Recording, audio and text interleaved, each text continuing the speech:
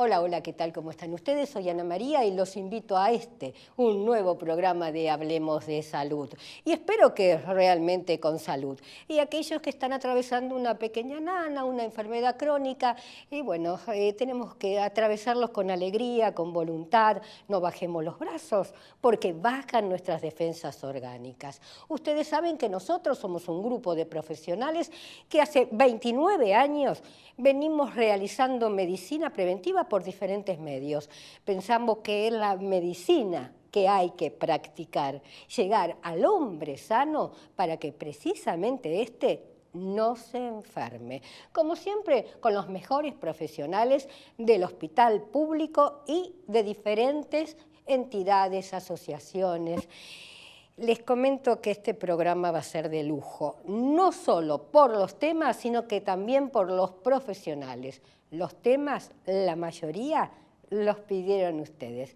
Y ahora sí, vamos a ver qué temas va a desarrollar cada profesional. Testón, ¿de qué vas a hablar? Voy a hablar de vacunas en mujeres en edad fértil. Perfecto. ¿Moyano? Voy a hablar de fibromialgia. ¿Nicora? El estado actual de la ley 27350 de uso médico y científico del cannabis. Perfecto, perfecto. Doctor Favaloro, ¿cuál es tu tema? Hipertensión arterial. Upa, upa, bárbaro. A trabajar.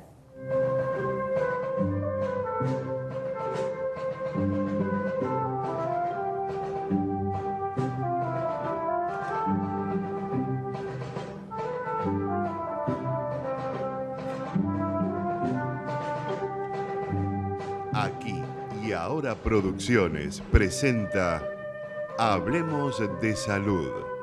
29 años al servicio de la medicina preventiva.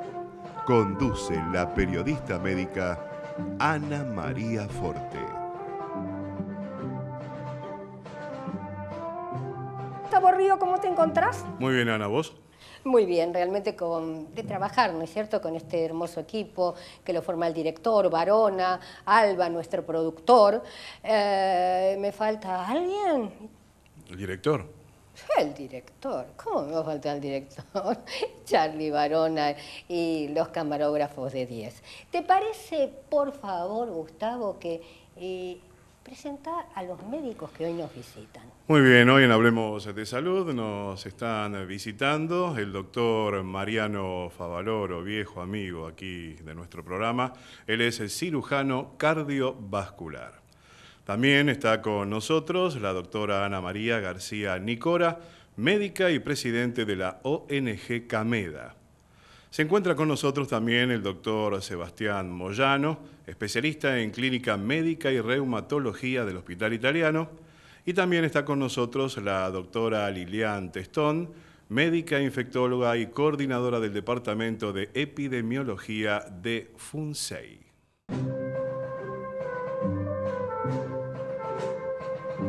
Ya estamos con un gran amigo de 18 años, el doctor Mariano Favaloro. Vas a hablar de hipertensión, ya lo adelantaste. Contanos qué es la hipertensión. Hiper es mucho.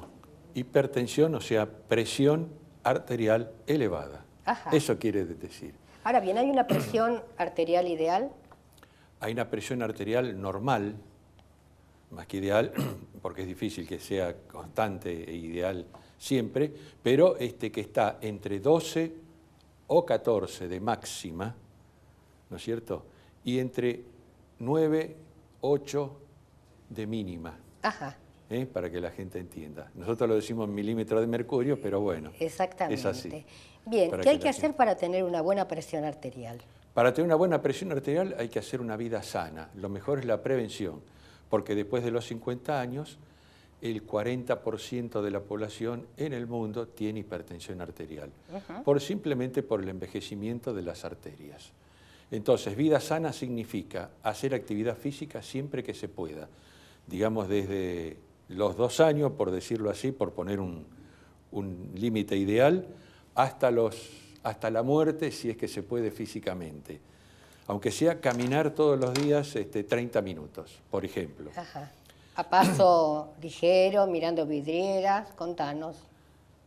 Al paso más fuerte que se pueda tener y en lo posible sin interrupciones. Cuando uno es joven a lo mejor puede trotar, pero cuando una persona tiene mucha edad y no tiene capacidad para hacer una actividad física intensa, Bien. por lo menos la caminata con la más intensidad más grande que pueda tener. ¿Qué pasa con la sal? La sal es un factor importante en la dieta porque justamente en general se ingresa mucha más sal de la que necesitamos. Se calcula que con 5 gramos en el día, de la cual la mayor parte la proveen los alimentos, sin agregado de sal ya tienen sal. Entonces tenemos la suficiente dosis, salvo en verano, donde si hay mucha sudoración se pierde un poco de sal y a lo mejor hay que agregarle algo de sal a la comida, digamos. 5 gramos sería una cucharita de café chiquitita o estoy Sí, excedida? más o menos, sí, Ajá. sí, eso.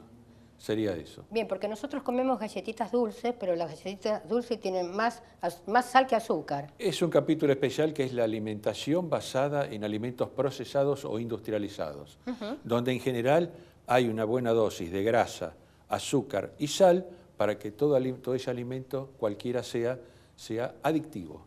Digamos, satura las papilas gustativas y se hace adictivo. Así que ahí tenemos un problema grande con las comidas procesadas. Y entonces, vuelvo a la alimentación sana. Bien. Hay que tener alimentación sana, que es que comer alimentos naturales, más fruta, más verdura, y comida preparada en la casa. Menos carne roja, menos grasa saturada, o sea, menos grasas animales, Sí. en lo posible.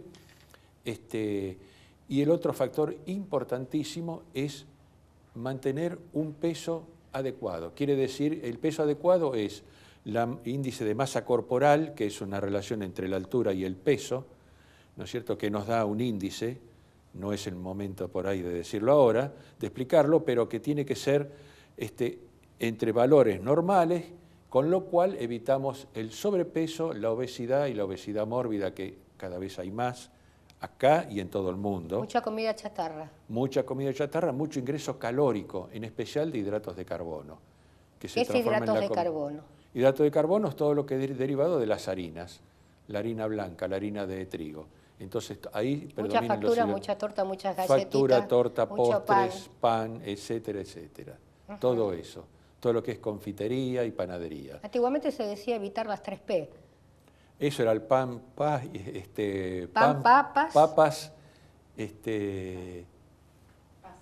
y pastas, claro. Siempre hay alguien que nos Pastas. asiste. Sí, nos asiste. En los Todo lo olvidos. que tiene harina. Claro, todo lo que tiene harina. Hidratos de Ajá. carbono, porque esos Ajá. son hidratos de carbono, que es harina. Claro, perfecto. Son esos productos, porque si no después están los lípidos y las proteínas. Vos sabés que en yo el leí reino. el agua mineral. El agua mineral tiene sal, tiene sodio. Tiene sodio también, por Ajá, eso. para hacerla adictiva también. No, ¿Cuál pero es no el- tiene sodio, tiene 0,9 miligramos. Es poco. Es poco. Ah. Es decir, también me parece una exageración decir que compres tal agua porque no tiene sal, no tiene no, sal no, agregada. sí. Y tampoco nadie le va a hacer un proceso para sacarle esos 0,9 miligramos. Claro. Así que no creo que sea ahí tan importante. El problema es agregarle sal a la comida o comer comidas con mucha sal como el jamón crudo. Si uno tiene mucha alimentación con jamón crudo, lógico. Sí. Ahí estamos alterando Ajá. el equilibrio del ingreso de alimentos. Sí. Ahora, sigue la ley vigente que en los restaurantes no se puede poner el salero en la mesa. Así es, obligarlo a que pida el salero. Si lo pide el salero, se lo dan, pero Ajá. para crear un efecto social de que no tiene que comer con sal agregada. Aunque eso está perdiendo medio vigencia ahora porque ya nadie lo pide, y si uno lo pide nadie se da cuenta. Claro, no estamos mirando la mesa de alrededor. Claro. Muchos, o sea, tienen que tener en cuenta las mamás que a medida que va avanzando el tiempo es como que se van dando cuenta, ¿no es cierto? Los cumpleaños. ¿Por qué papitas? ¿Por qué chisitos? ¿Por qué palitos salados? O sea, ¿no hay algo un poquito más sano? No Claro. vamos a... Y los chicos ahora tienen una vida social muy desarrollada, porque no solo tienen la escuela, sino que lo mandan a danza, arte, etcétera, etcétera. Y tienen grupos sociales donde cumplen años muy seguido. Y todo se festeja comiendo algo. Entonces, ¿por qué? ¿Por qué ya desde la casa, ¿no es cierto? Desde cuando se prepara una fiesta, no le vas a dar un pedazo de zanahoria a los chicos como me contaron, ¿no? Que ya pasar para el otro lado. Pero bueno, algo más saludable. Así es. Y bueno, hay que ir cambiando esa dieta. Hay que tener en cuenta lo que está ahora, que es el kiosco saludable que se está imponiendo en muchas escuelas. Buenísimo. Y hay que copiar eso. También Sí. en las fiestas, en las reuniones de los chicos. Ajá. O sea, alimentos bajos en calorías, en azúcar Bien. y en Ahora, sal. por ejemplo, ¿por qué se dice que la hipertensión es un enemigo silencioso? Es un enemigo silencioso porque no da ningún síntoma, salvo cuando hay picos hipertensivos importantes, en que puede tener algún dolor de nuca o rubicundez, se pone rojo, la cara roja, algunas manifestaciones de ese tipo. Si no, en general no da síntomas. Cuando da síntomas es cuando ya la hipertensión, que justamente está considerado el primer factor de riesgo en importancia para la generación de arteriosclerosis y obstrucciones arteriales, entonces justamente el controlar la presión arterial, sobre todo en la consulta médica que debe ser anual, por lo menos a partir de los 50 años, tomar la presión arterial y empezar a tratarla apenas se detecta. ¿Por qué? Porque tenemos el 40% de la población por arriba de 50 años que es hipertensa.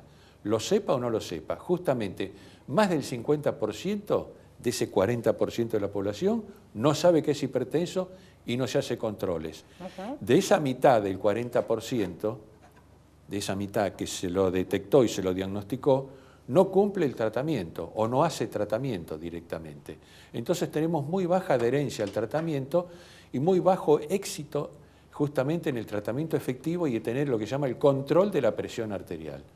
Todo eso hace que siga haciendo deterioro de todo el árbol arterial en todo el organismo. ¿Y por qué de pronto hay familias que ya vienen hipertensas? Porque tienen la conducta familiar, ¿no es cierto?, de justamente de comer con mucha sal. Justamente hay estudios epidemiológicos en ciudades de Colombia que se han hecho, ciudades cerradas en cuanto al aspecto social, donde se está haciendo con los chicos, en familias enteras, en los hogares, estudios de que los chicos a partir de los 3 o 4 años, donde hacen la cultura alimentaria para el resto de la vida, justamente darles conductas sanas, y ese chico va a quedar con esa conducta sana para el resto de la vida. Se está haciendo ese estudio y ver qué proyección futura va a tener. Seguramente queremos cambiar la historia de la hipertensión. Totalmente.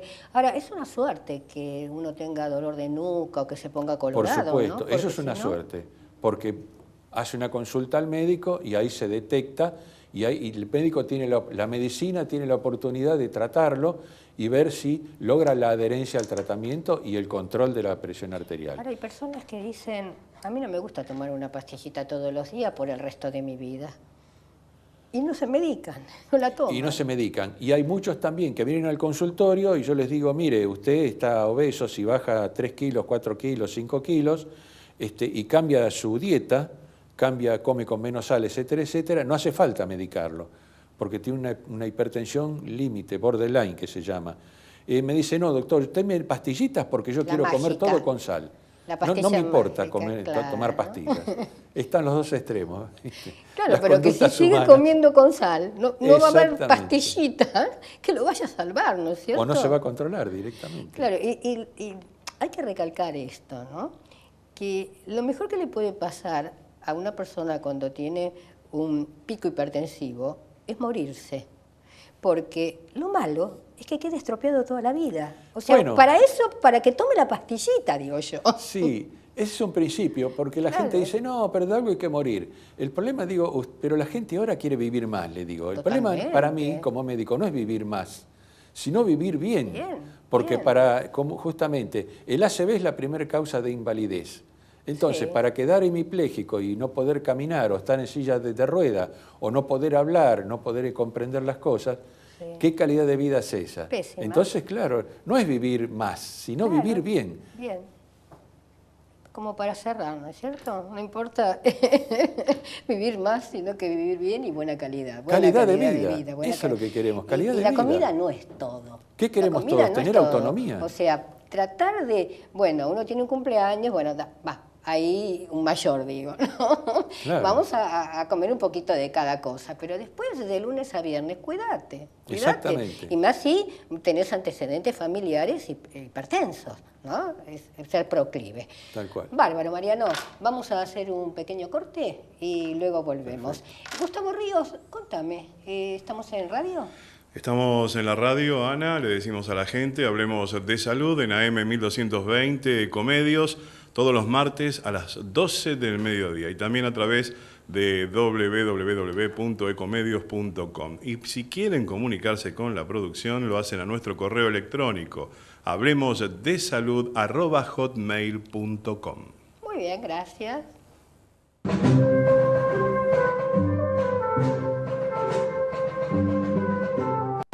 bueno el tema, ¿no? Para cuidarse, hipertensión arterial y bueno, realmente tener al doctor Favaloro en el programa, como a todos ustedes, es un lujo. Estamos ya con la doctora Ana María García Nicora, que va a hablar de un tema controvertido, como es la ley 27.350, que es la que está intentando regular, ¿no es cierto?, el uso medicinal del cannabis, ¿es así? Sí, bueno, ahí estamos. Llevamos ya un año de que se dio la ley. Como siempre decimos, fue votada por unanimidad en ambas cámaras y la verdad que fue en un tiempo récord, que fue en un año. Si bien es una ley como de comienzo, decimos nosotros, pero para las necesidades sanitarias insatisfechas y un poco lo que decía recién el doctor Mariano Favaloro, el hecho de la calidad de vida, y en esto la Organización Mundial de la Salud habla de la calidad de vida en relación a la salud, y justamente describe como 7 ítems donde los síntomas es uno de ellos y tiene que ver con la implicancia social, laboral, lo que el paciente percibe de su cuerpo en relación a la enfermedad. Y un poco esto es muy importante en estas pacientes con enfermedades que son refractarias a los diferentes tratamientos. Ahora, perdóname que te interrumpa, pero hay algo que a mí no me cierra. Estás diciendo que por unanimidad en ambas cámaras Sí. fue tratada la ley. Fue votada. Votada, perdón. Sí, fue sí. votada la ley. ¿Y qué esperan para ponerla en práctica? Se promulgó. Esta parte no entiendo. Bueno, nosotros tampoco. Se promulgó, se reglamentó en septiembre del Bien. año 2017. Nosotros continuamente como organización civil estamos atentos a todos los pasos. Yo presido, como dicen, CAMEDA, y nosotros somos parte integrante del Consejo Consultivo de la Ley, que tuvo su primera reunión en el mes de marzo. Y bueno, hasta el momento los 3 ítems que dijeron, que uno era que iba ya a haber un ensayo clínico en neuropediatría con base en Garrahan, todavía no está marchando. El segundo, que es un ensayo clínico en epilepsia de adultos con base en el Hospital del Cruce, tampoco. Ese todavía no tenía ni el número de pacientes ni el producto a utilizar.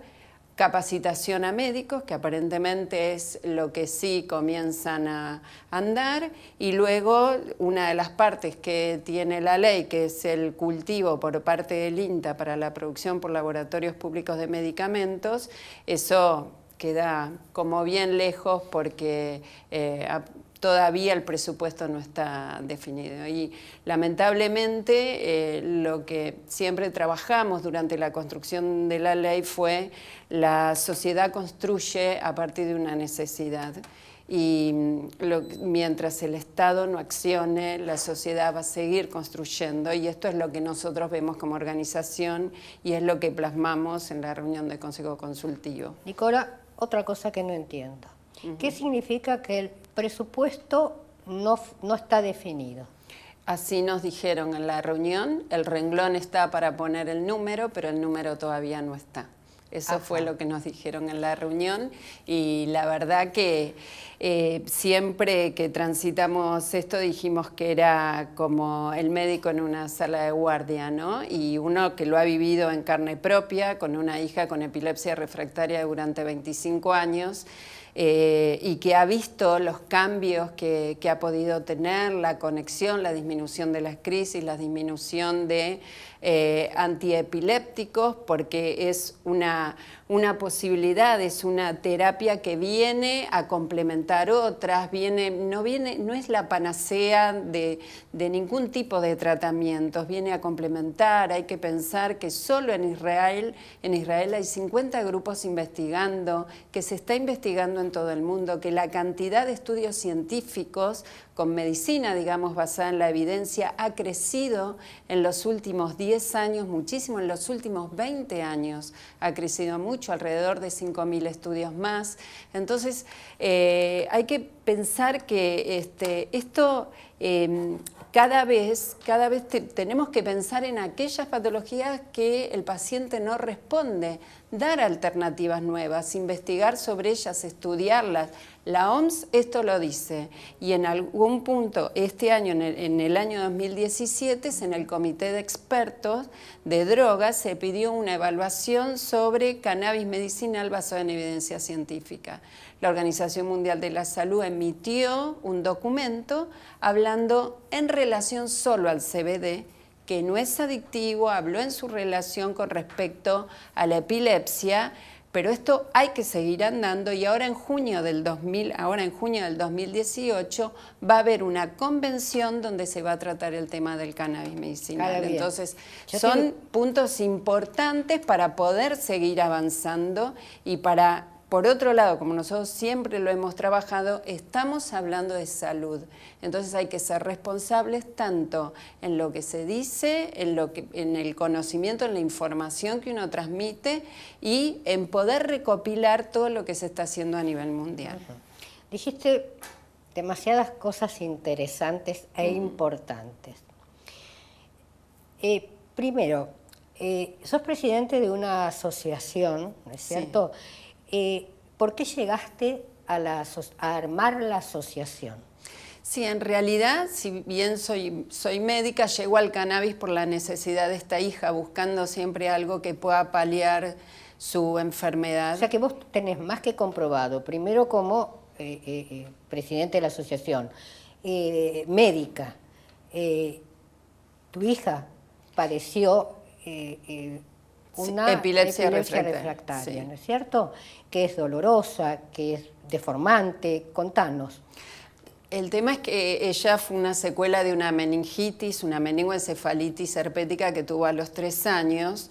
La calidad de vida de ella, sufrió fracturas de sus piezas dentales, fractura de clavícula, se ha quemado queriendo preparar un mate, ha tenido 2 o 3 veces fracturas por otras caídas. Los diferentes medicamentos también han provocado sus efectos adversos y esto en el lapso de 25 años no había medicación que pueda ayudarla. Entonces, en realidad la organización civil surge por la soledad del paciente en la consulta médica. Y esto fue real en el caso nuestro, que cuando nosotros hablamos con la médica, nos dijo, ¿le puedo pasar el mail a otras mamás que me preguntan? El mail de uno. Y así uno compartía la información científica entre los padres, hasta que llegó un momento, siempre comento, que llamaron desde México a casa, entonces dijimos, bueno, vamos a crear un canal de información común para todos y después el devenir de la construcción de la ley, que vimos que era lo primero que había que hacer porque no podíamos traer ningún producto de afuera. De hecho, nosotros tenemos familiares que viven en Estados Unidos y nos enviaron un preparado, que hoy es el que autoriza la ANMAT, y quedó en aduana. No podíamos replicar ningún ensayo clínico ya con, en este caso, la doctora Kochen, que ya está en el CONICET, no podíamos replicar y no teníamos ley. Entonces hubo que empezar a trabajar sobre una ley para poder empezar a caminar de alguna manera. Bien, hablaste también de la no adicción, ¿no? Que no es adictiva. El psicofármaco es prácticamente venta libre, porque sabemos que tiene que ser por duplicado, pero se consigue, y que realmente es adictivo, ¿no es cierto? Y se están fijando en algo que está más que comprobado, ¿no es cierto?, fuera de la Argentina, que mejora la calidad de vida y que no es una droga el aceite de cannabis. Y que en una provincia, que me vas a decir qué provincia es, está aprobada la venta. Sí, en realidad convengamos que la planta de cannabis es una droga como tantas drogas que se utilizan en medicina, que hay derivados de las plantas que utilizamos los médicos para tratar a los pacientes. Bueno, la planta de cannabis es una fábrica de productos químicos porque reacciona ante el frío, ante el calor, ante la luz, o sea, tiene, como decimos, tiene más de 100 cannabinoides, de fitocannabinoides, y el tema del sistema endocannabinoide que nosotros tenemos y la producción de nuestra marihuana endógena, y que estos cannabinoides de la planta vienen a complementar con estos receptores que nosotros tenemos, la verdad que da una complejidad muy interesante y que hace entender que estamos ante muchas posibilidades que pueda dar, pero tenemos que ser responsables en el estudio, tenemos que saber que, como siempre decimos, ojalá hubiese sido la planta de aloe vera y no el cannabis, porque el cannabis está atravesado por el sistema penal. Y nosotros en eso sí nos acercamos a la ONG Intercambios, con ellos hemos trabajado desde el comienzo justamente por estar atravesado por el sistema penal, y hemos compartido ya las 2 últimas marchas de la marihuana, nosotros educando en lo que es cannabis medicinal, por todo lo que se vende por todos lados, por la cantidad de oportunistas que hay aprovechándose de la desesperación de la gente, y ONG Intercambios trabajando sobre reducción de daños, reducción de riesgos en lo que es el consumo problemático de drogas. O sea, uno se va complementando con otras organizaciones civiles, porque una vez a mí me dijeron, bueno, ¿y por qué el cannabis medicinal, no por el recreativo? Porque cuando nosotros creamos, o sea, formamos CAMEDA, la verdad que lo que entendíamos era del uso medicinal del cannabis, el uso adulto, como también se llama. Bueno, también hay que tomar conocimiento, hay que saber, hay que aprender, hay poblaciones vulnerables que son los adolescentes. Nosotros estamos en esto, en lo que es medicinal, nos asociamos en diferentes eventos con quienes están en otro tipo de consumo, bueno, siempre en lo mismo, lo que es conocimiento, información, educación. Esto es medicina, vamos a empezar por ahí, ¿no es cierto? Ahora bien, en el caso particular de tu hija, ¿cómo se la suministrabas? Porque ese es otro problema. Vos sos médica, pero bueno, uno está frente a una, no sé si es botellita, si es spray de cannabis. ¿Y cómo se toma esto? No, se tomaba una medida en una jeringa en mililitros, y se la damos en diferentes horarios, intercaladas con sus drogas antiepilépticas. ¿Le cambiaba el dolor? La conexión. ¿Cuál es la diferencia? La conexión... La verdad que los cambios fueron tantos, que la verdad que uno reconoció otra hija. Primero ella estaba mucho más conectada, era una hija que dormía todo el tiempo, que estaba muy abúlica, estaba siempre muy agotada o estaba con convulsiones.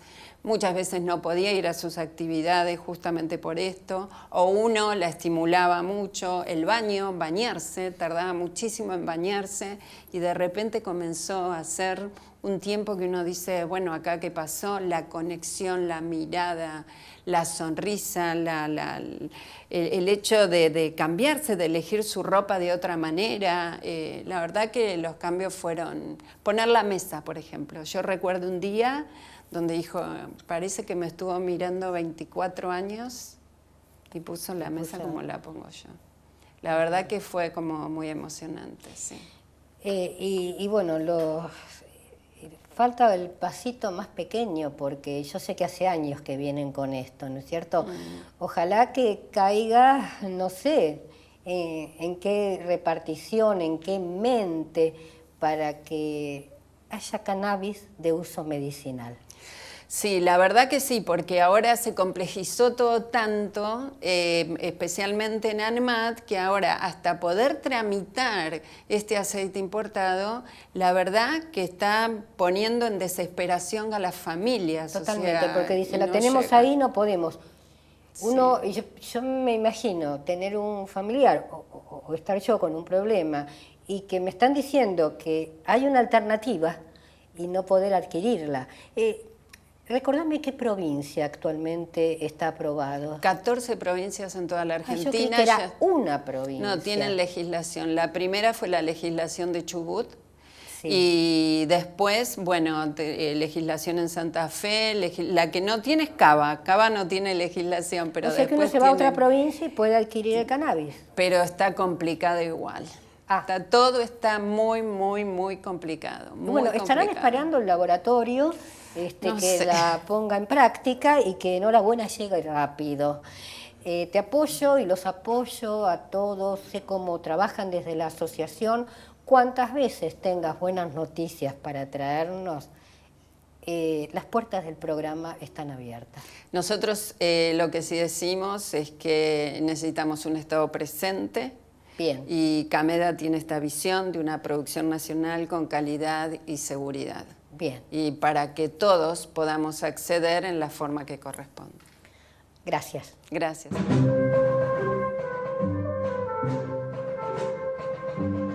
Ya estamos con el doctor Sebastián Moyano, él nos lo adelantó, va a hablar acerca de fibromialgia, ¿no es cierto? Y bueno, para mí es un honor tenerlo porque tanto el doctor Favaloro como el doctor Moyano son médicos tratantes míos, así que los quiero, los amo. Bien, hice de la trayectoria muy bien de ambos. ¿Qué es la fibromialgia? Bueno, la fibromialgia es una enfermedad caracterizada por dolor crónico generalizado, acompañado de fatiga, de un sueño no reparador, de trastornos cognitivos y somatización. Y es bueno explicar estos conceptos. El dolor es crónico porque tiene generalmente al menos 3 meses de duración.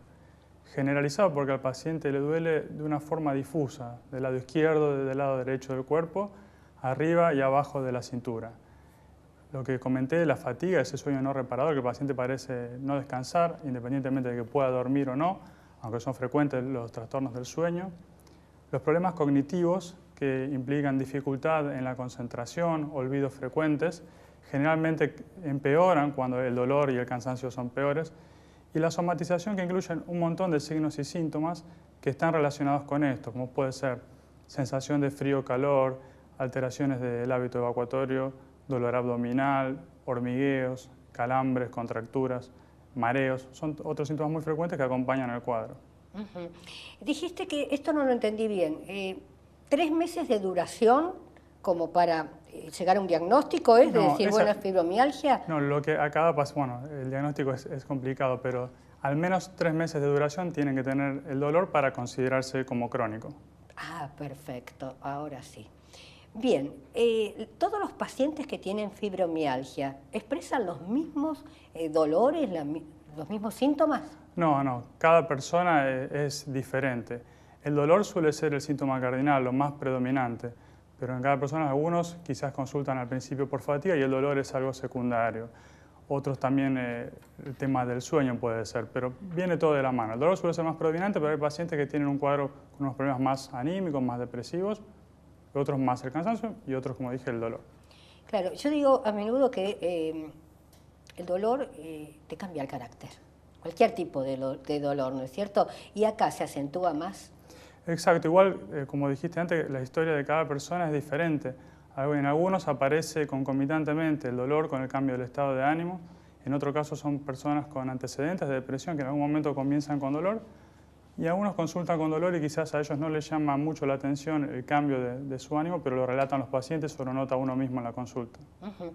¿Y por qué se dice que hay más mujeres que hombres? Porque esa es la prevalencia actual.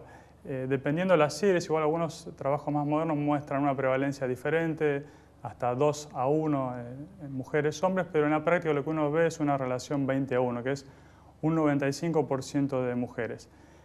¿Por qué precisamente no se sabe? El comienzo suele ser en mujeres posmenopáusicas. Algunos trabajos muy modestos han mostrado algunas alteraciones hormonales, pero no se ha identificado una causa así única que uno pueda atribuirle al sexo. Ahora, yo escucho hablar de fibromialgia desde hace 6, 7 años más, ¿no? ¿O yo estoy desinformada? En realidad tiene bastante tiempo, ya desde el siglo XVIII se empezó a describir con distintos términos, justo porque dentro de... claro, no de como fibromialgia. Exacto. Bien. Dentro de la reumatología, que también es una especialidad relativamente nueva, y a medida que se va avanzando en la fisiopatogenia, se descubren bien a qué se ven enfermedades que antes se creían que eran de otra causa. Pero ya en los 90 se definieron oficialmente los criterios, hace 28 años ya se definieron oficialmente en el Colegio Americano de Reumatología. Bien, ¿podemos decir que la fibromialgia es una enfermedad dentro de las llamadas poco frecuentes? No, la fibromialgia es muy frecuente. En Argentina, lamentablemente, no tenemos datos oficiales nacionales de prevalencia, sí tenemos un muy mal registro en general. Pero dependiendo los estudios, se estima que afecta entre un 0,5 a 5% de la población. Cualquiera sea el punto que uno tome, es bastante. Ahora, hablamos de los registros que no existen realmente, lo sabemos. Desde el Ministerio de Salud de la Nación están implementando, que en cualquier momento yo sé que lo van a lanzar, y si entramos en la página ya hay así un esbozo, de tener un registro de pacientes, e incluso, esto lo digo yo, ¿no?, que los pacientes tienen que estar comunicados entre sí, deben conocerse, porque esto no es una maldición tener fibromialgia, pero sí la maldición para las personas de fibromialgia es que no la reconocen como enfermedad, entonces viven angustiadas y peor, aparte de la enfermedad que tienen. ¿Por qué no está reconocida? Yo creo que algunos pocos médicos no la reconocen, la mayoría sí la reconocemos como enfermedad. Ajá. El problema que ocurre es que quizás no se reconoce como una entidad orgánica, por lo cual otorgar una discapacidad. Ahí entran un montón de cosas en juego. La semana pasada un famoso reumatólogo acá de la ciudad fue a dar una charla a favor con los pacientes, explicando también al Ministerio las causas orgánicas por la cual consideraba que estas pacientes deberían tener acceso a un certificado de discapacidad. Ajá. Claro, ahora yo pienso en esto. Dejemos de lado el certificado de discapacidad, ¿no es cierto? Con todo lo que implica un certificado de discapacidad, que se lo merecen, ¿está? Pero yo veo la otra contrapartida, la contrapartida de ¿por qué no es declarada enfermedad? ¿Dónde está la duda? Eso es lo que yo no entiendo. Después vendrá el certificado de discapacidad, si es discapacitante o no, si tiene que faltar al empleo y justificado, pobre gente, por el dolor, porque sé de qué se trata. Exacto, sí, yo no creo que haya una duda, sí que en algunos lugares, justamente como vos comentás, no justifican el ausentismo laboral o alguna otra licencia que deban necesitar estas pacientes. El problema es que uno no tiene ningún dato orgánico, ni un análisis de laboratorio, ni un estudio de imagen que pueda certificar un daño. Entonces, hay distintos cuestionarios de impacto de la fibromialgia que uno puede determinar si la afectación que tiene el paciente es leve, moderada o severa, pero quizás necesite un informe psicológico psiquiátrico para explicar un poco mejor todo el tema emocional que sufren estos pacientes. Porque muchos se tildan de, bueno, esta persona tiene un problema psiquiátrico, esto es psicológico, y contame de los 40 puntos que se tocan en el organismo. Son 11 puntos. Esos criterios 11. Son los Bien. criterios que se establecieron, se establecieron en el año 90. Son 11 claro. puntos distintos que van desde la nuca hasta la región glútea y las rodillas, Ajá. que son, antes se llamaban puntos fibrocíticos, después se llamaron puntos dolorosos de la fibromialgia. Pero hubo un problema con esos criterios, que justamente viene a esto que vos decís. Al implementarse esos puntos, no se tomaban en cuenta todos los otros síntomas que nombramos al principio, el cansancio, el mal descanso nocturno, la somatización, los problemas cognitivos. Entonces, durante años, la fibromialgia fue prácticamente un trastorno por descarte, o sea, le dolían estos puntos y bueno, no tenía otra cosa y chao. 20 años después, el mismo autor con otros describieron unos nuevos criterios en el 2010, donde considera áreas dolorosas y además agrega, para que el paciente junto con el médico evalúen, todos estos puntos, la fatiga, el sueño no reparador, los trastornos cognitivos y demás síntomas que hacen a la somatización. Entonces se le dio un enfoque muchísimo mejor.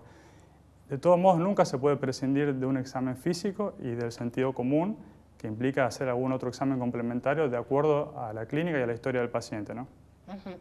Sé que con el dedo pulgar hay que, digamos, tener una fuerza de no sé Exacto. cuánto. ¿Sigue siendo eso? Sí, porque sí, yo eso tantos años que vengo repitiendo justamente, tantos kilos, ¿no? Si uno no sabe examinar a los pacientes, puede cometer un error, o que lo apriete mucho o poco. Claro. Y si también si no sabe dónde están los puntos donde debe presionar, puede aplicar presión en una zona que habitualmente es dolorosa para cualquiera. Claro. La fuerza que hay que aplicar es aproximadamente de 4 kilogramos, que más o menos, para que se entienda, es la fuerza que uno necesita para blanquear el pulpejo del dedo. No es mucha. Bien, ahora, una persona, a menudo yo digo, que está dolorida, con fibromialgia u otra enfermedad, como bien dijiste vos, donde le toques le duele. Entonces, no sé hasta qué punto eso es valioso. No estoy en contra de, me explico lo que te quiero decir. Claro, por eso es muy importante siempre escuchar a la persona y revisarla, porque eso se ve en la práctica, los extremos. Hay algunos médicos que piden estudios exhaustivos y no van a encontrar nada, si no encuentran son hallazgos, y otros que subestiman al paciente, dicen todo es fibromialgia y por ahí tiene otras cosas asociadas además de la fibromialgia que merecen tratamiento y que quizás si uno la alivia, mejora notablemente el cuadro de la paciente. Decime, Moyano, y por ejemplo, ¿hay medicación? Sí hay medicación, pero la realidad es que ningún fármaco en promedio suele mejorar mucho más del 30% del dolor del paciente. Sí hay que evaluar la medicación de acuerdo al paciente, a la medicación que venga tomando, a la accesibilidad, a lo que el paciente pueda pagar y demás.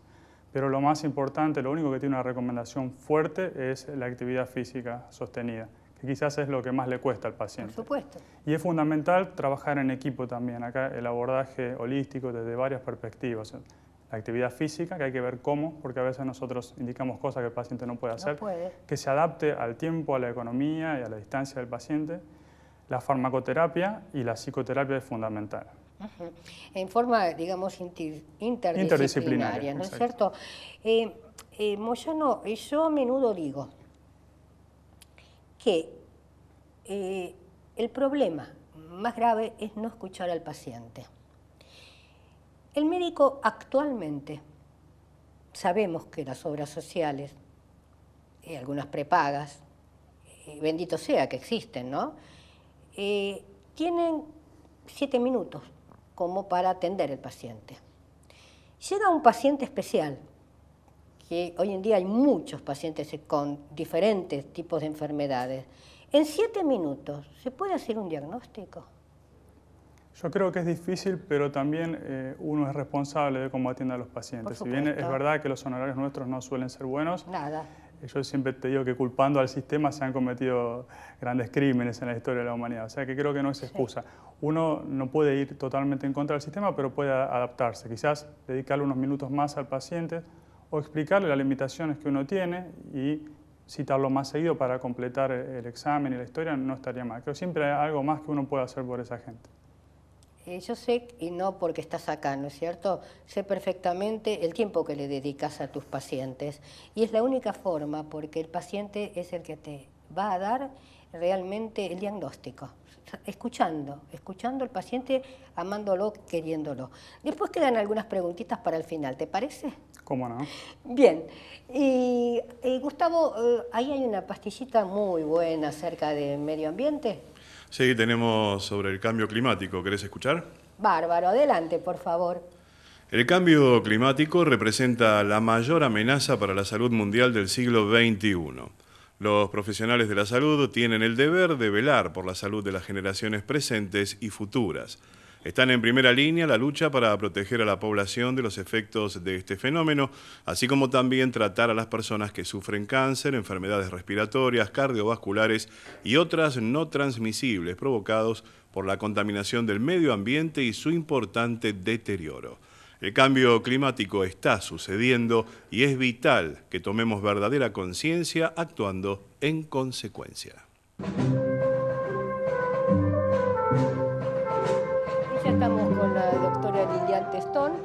voy a hablar de un tema muy, muy importante que Lilian ya lo adelantó, como es la vacunación.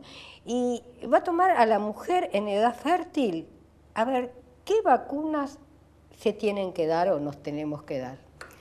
Bueno, es muy importante que comience hablando de la importancia de las vacunas. Para la Organización Mundial de la Salud, las vacunas y el agua potable son las intervenciones más costo efectivas que se han hecho para la salud pública. Cerca de 2 a 3 millones de personas por año salvan de morir gracias a las vacunas. Y si hubiera más adherencia, si la gente se vacunara en tiempo y forma, como corresponde, se alcanzaría casi 5 millones de evitar muertes por año. Con respecto a nuestro calendario, Argentina tiene un calendario de vacunación que es un modelo, sí. Teniendo en cuenta los que tienen países en nuestro mismo nivel de desarrollo. Y desde la infancia, los chicos con controles periódicos tienen un índice de cobertura de vacunas muy buenos. El problema viene con la adolescencia, cuando ya dejan de ir al pediatra, ya están más por cuenta de ellos y no tanto con el reglamento de sus padres, y ahí empiezan a decaer. Para las mujeres esto es muy importante, porque en edad fértil, cuando pueden concebir, la prevención se hace no solamente para evitar que enferme ella, sino también para evitar que el recién nacido contraiga alguna enfermedad infectocontagiosa, que en muchos casos requiere la evaluación durante todos los primeros años de su vida con un equipo multidisciplinario de médicos, ¿no? En el calendario se tiene las vacunas que todos conocemos, la del sarampión, rubiola y paperas, que vienen las 3 juntas, vacunas contra la meningitis, vacunas contra el neumococo, que previenen tanto neumonía como meningitis. Son vacunas muy importantes, muy seguras, muy eficaces. Y después está una vacuna que se introdujo aproximadamente en el año 2010, que es la vacuna del virus del papiloma humano, la vacuna del HPV. ¿A partir de qué edad se le tienen que dar las niñas? A partir de los 9 u 11 años de edad.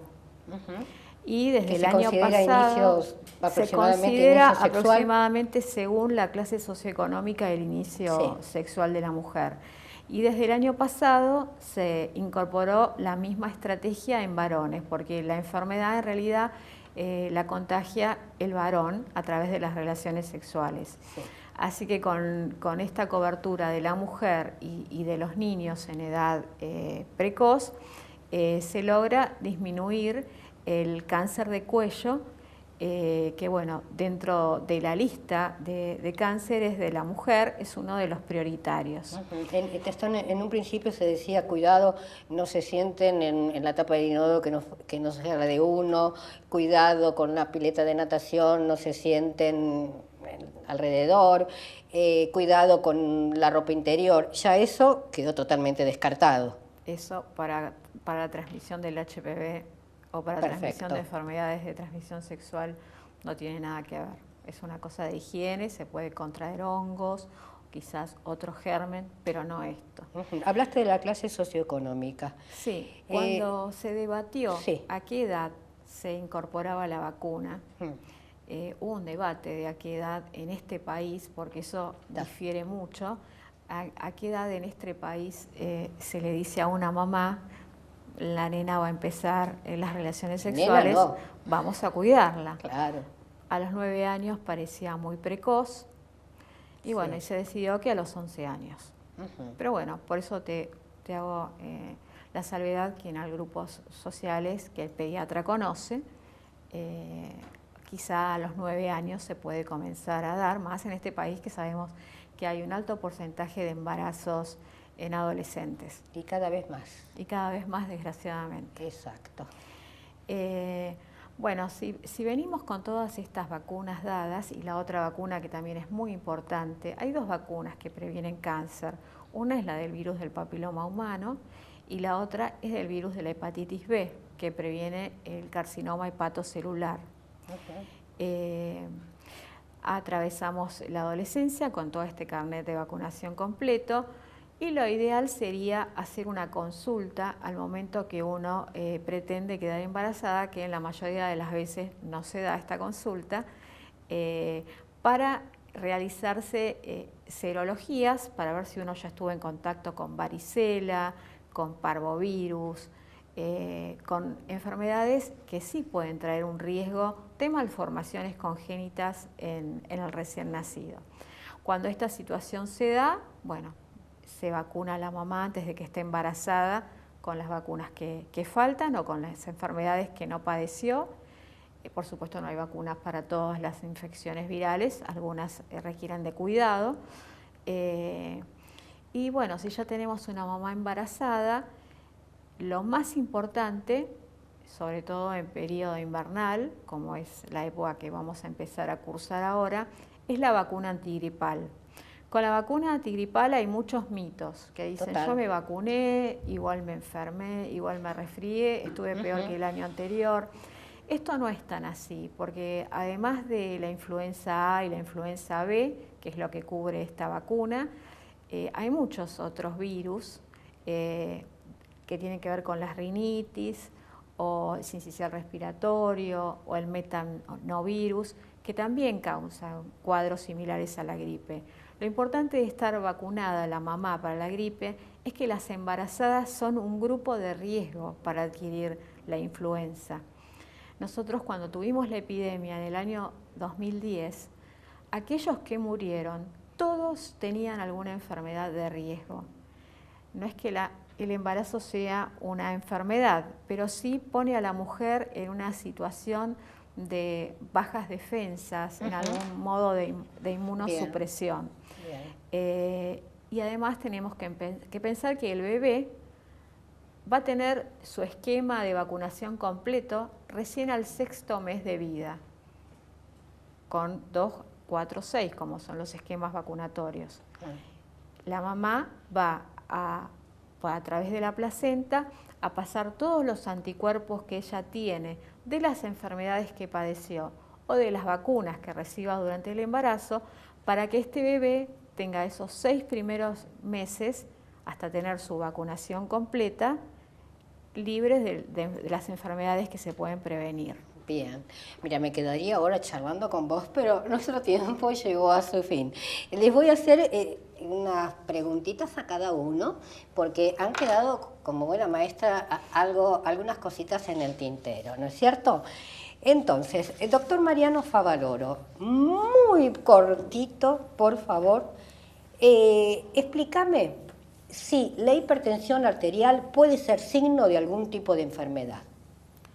Es decir, ciertas veces el descontrol de la presión arterial está relacionado con alguna enfermedad que no tenemos diagnosticada todavía, como enfermedades raras donde hay un proceso autoinflamatorio que también entonces influye directamente en el descontrol de la presión arterial.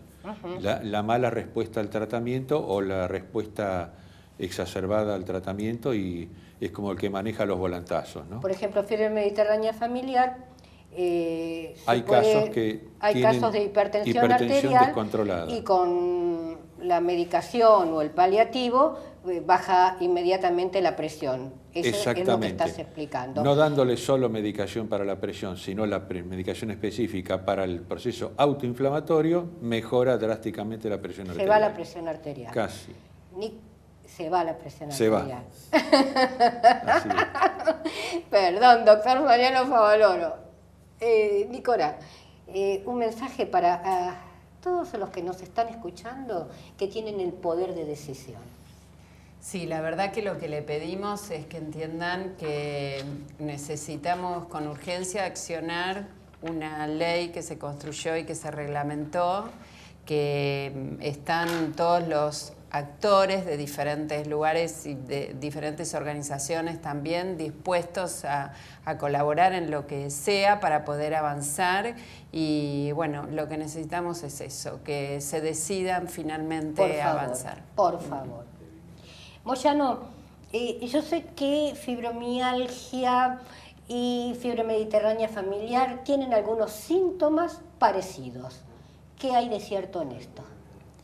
Es infrecuente, pero se han demostrado algunas variantes de mutación en el gen de fiebre mediterránea familiar, donde el síntoma cardinal no es la fiebre y el dolor abdominal, sino que predomina más el dolor y la artritis, pero a diferencia de con la fibromialgia, donde es continuo el dolor, acá sería el dolor periódico, porque es un síndrome periódico, y la fibromialgia comienza alrededor de los 50 años y el 90% de la fiebre mediterránea familiar aparecen antes de los 20. O sea que hay diferencias radicales, pero puede haber algunos casos donde se superpongan.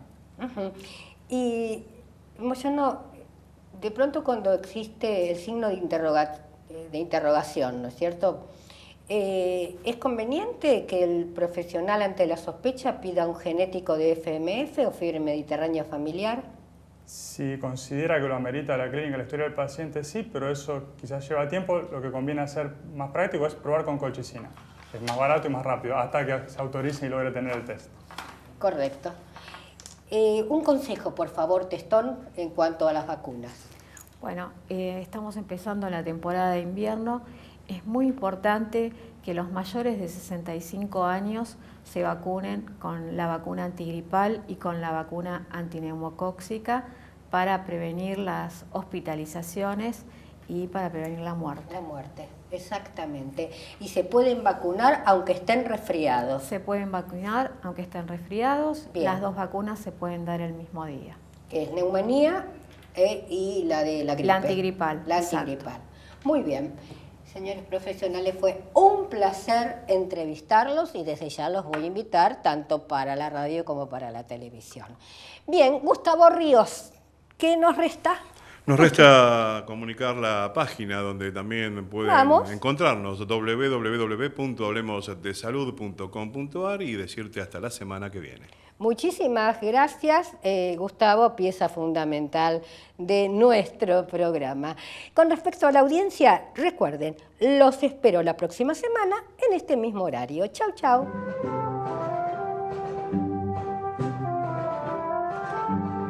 Viste a la señora Ana María City Jennifer. Agradecemos a la sucursal de Avenida Santa Fe y Bulnes, www.cityargentina.com. Peina a la señora Ana María Peluquerías Pino. Agradecemos a Julio y Oscar de Busquiazo 3043 Palermo, www.pino.com.ar. Karina Uranga, cosmiatra, karinauranga@hotmail.com. Maquilla a la señora Ana María, look 5D.